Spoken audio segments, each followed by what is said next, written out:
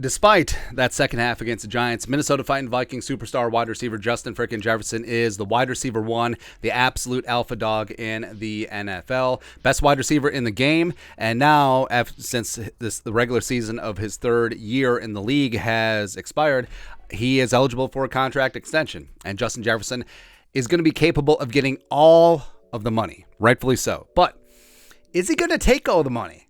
Jefferson had some interesting things to say on Monday. This is from Chris Thomas on Pioneer Press. Go.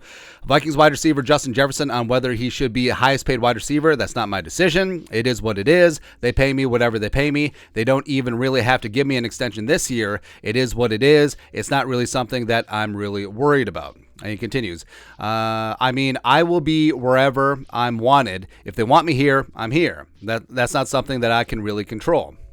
I want to win a Super Bowl.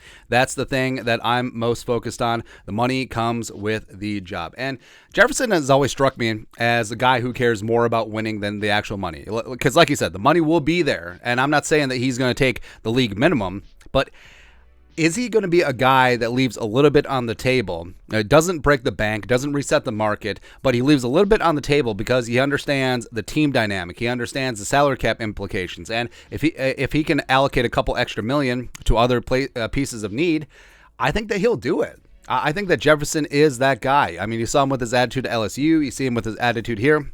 It's all about winning. It's not about stats. It's not about being a diva. It's not about getting every single nickel. Getting yours for sure, but it's very possible that he doesn't break the bank, which sounds weird to say. So Jefferson's heading into the fourth year of his rookie deal, the final year of his deal, absent the fifth-year option, which he is under contract through 2024. Now, the Vikings will obviously pick that up this offseason. I actually don't expect them to get an extension done early. Like, if they do get it done this offseason, it'll be a little bit later, right before training camp potentially.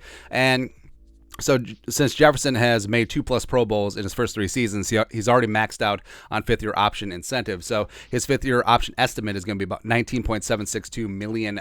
So that's going to be the jumping off point for 2024. And Jefferson, like we said, he has stated before, this is from over the summer in July, I'm not really too fond of money, talking about his contract. So a lot of players will just say things.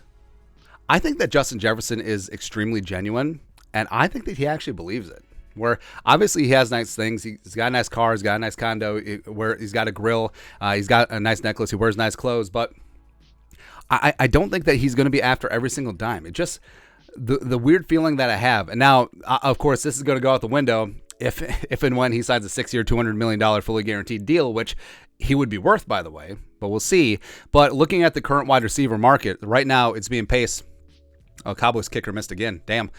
So right now it's being paced by Tyreek Hill making $30 million per year on a 4-year, $120 million deal, $72.2 million guaranteed in a free agent deal with the Dolphins. Now, it does have to be said that open free agency or trade and then extend players generally is a little bit more than just a player in-house signing an extension. So you look at Devontae Adams getting his money with the Raiders. You got Nuke Hopkins still making $27.25 million per year. Cooper Kupp obviously got his, and then A.J. Brown.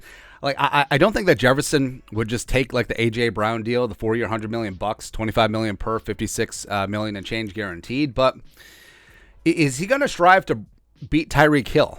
Like, I don't know if he will. Like, if the Vikings sign him to an extension this offseason, don't let it ride and go to next year, which obviously it's going to be more, would he pass $30 million a year? I don't know if he would. But like I said, this goes out the window when he rightfully gets $35 million per year, but I don't know. But the thing about Jefferson, I genuinely think that he's a guy who wants to win. Like, if he had the choice between making $35 million per year with Team X, say not the Vikings, just like whatever team, but they're not going to have a chance to win a Super Bowl, but he gets to cash his check, maybe he gets to play with a crappy young quarterback or whatever, and he'll be fine there. But I actually think that if he had the opportunity to link up with Joe Burrow and Jamar Chase and LSU 2.0 with the Tigers, now the Bengals in Cincy, and take 25, 26 million per, I think he would do it. I legitimately think that Jefferson would leave significant money on the table to ensure that he wins a Super Bowl. And you can't say that about a lot of players, which is kind of crazy. So I think it's imperative right now to get the most out of Kirk Cousins because I think that Kirk still has 2 or 3 potentially good years left. They have to be thinking about the quarterback of the future, because say Jefferson doesn't sign an extension this offseason. Maybe he goes, he stays on his rookie deal, and he goes in the next offseason ready to play out his 5th-year option because he wants to see what his options are.